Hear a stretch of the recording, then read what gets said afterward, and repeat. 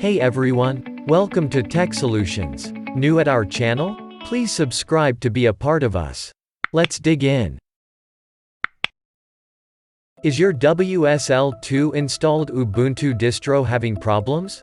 Do you want to reset your Ubuntu distro installed in your WSL2 Windows Subsystem for Linux?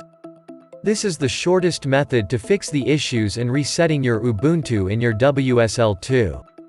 Let's begin. Go to Settings page in your Windows 10.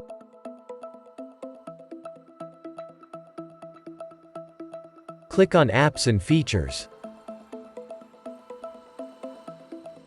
Find Ubuntu in the Installed Applications list.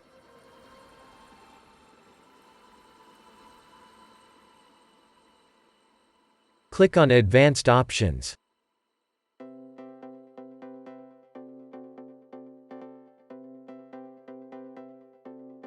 You must be seeing a Reset button category. You can either repair to fix any undue errors, and you can also use the Repair button as it says if the app is not working correctly. Resetting it will delete all app's user data. Your Ubuntu will be like a fresh install. Anything to ask? Comment it. Thanks for watching. Good day.